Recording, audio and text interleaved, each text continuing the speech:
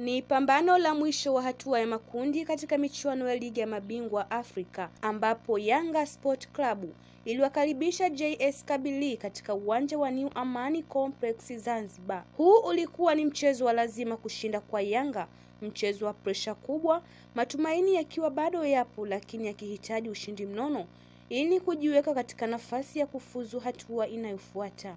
Kuanzia dakika za mwanzo, Yanga ilionekana kuwa na dhamira moja tu: kushambulia. Pasi fupi, kasi ya wachezaji wa pembeni na mashambulizi ya moja kwa moja yaliifanya JS Kabylie kuwa kwenye presha kubwa. Mashabiki walijaza New Amani Complex wakitoa sapoti ya nguvu, hali iliyowapa morali kubwa vijana wa Jangwani. Dakika 36 ya mchezo, juhudi za Yanga zililipwa baada ya mchezaji wao kuangushwa ndani ya eneo la hatari.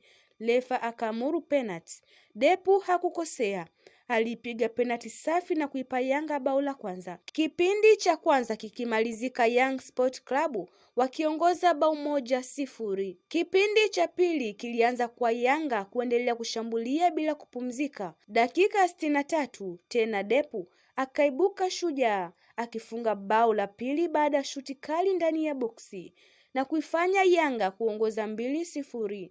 Uwanja mzima ulilipuka kwa shangwe. Dakika 3 baadaye Yanga wakaongoza tena bao la tatu kupitia kwa Isaac Boka.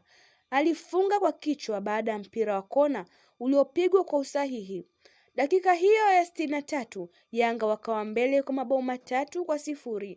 Matokeo yaliwapa matumaini mapya ya kufuzu. Hadi dakika 90 zinamalizika, Yanga waliendelea kudhibiti mchezo, wakilinda uongozi wao na kuhakikisha wanapata ushindi mkubwa mbele ya mashabiki wao. Hata hivyo, licha ya ushindi huo mnono wa mabao 3-0, matumaini ya Yanga kufuzu yalitegemea pia matokeo ya mchezo mwingine kwenye kundi. Kwa masikitiko, matokeo hayo hayakwenda upande wa Yanga. Hivyo basi, Yanga Sport Club walimaliza safari yao katika hatua ya makundi ya ligi ya mabingwa Afrika licha ya ushindi mzuri katika mchezo wa mwisho. Ni ushindi wa heshima, ni ushindi wa kujivunia, lakini si ushindi wa kuvusha.